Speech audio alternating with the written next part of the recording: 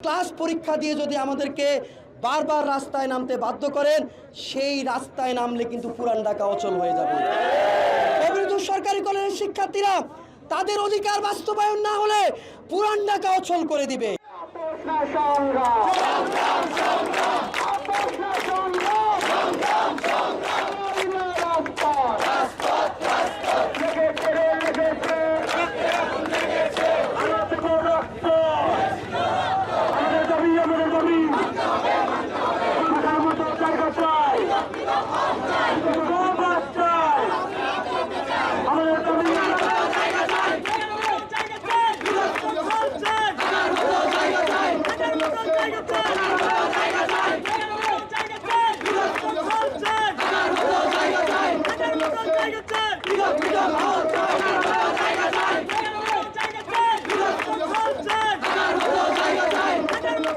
দুর্ভাগ্যজনক হলেও সত্য, এই কলেজে শুধু সংকট আর সংকট।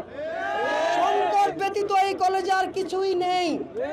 আমাদের ক্লাসরুম নেই, আমাদের শিক্ষক নেই, আমাদের হল নেই, আমাদের পরিবহন নেই, আমাদের ওয়াশরুম নেই, আমাদের কিছুই নাই।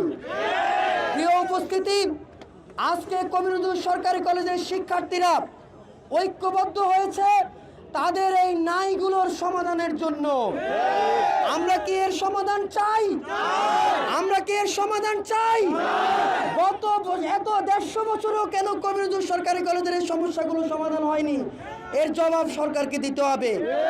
আমরা চাই আলোচনার মধ্য দিয়ে এবং যৌক্তিক দাবিগুলো আপনারা দ্রুত সময়ের মধ্যে বাস্তবায়ন করেন।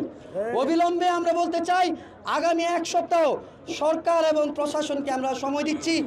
1 সপ্তাহের মধ্যে আপনারা আমাদের এই দাবিগুলো নিয়ে আমাদের কলেজ প্রশাসন এবং আমাদের নেতৃবৃন্দর সঙ্গে বসবেন, আলোচনা করবেন এবং এর একটা সমাধান দিবেন। অন্যথায় কবিরহাট সরকারি কলেজের শিক্ষার্থীরা আগামী বুধবারে আবারও কর্মসূচি ঘোষণা করবে এবং সেই কর্মসূচি রাজপথে কঠোর কর্মসূচি হবে এবং সেই কর্মসূচি পুরান ঢাকা অচল করার মতো কর্মসূচি হতে পারে।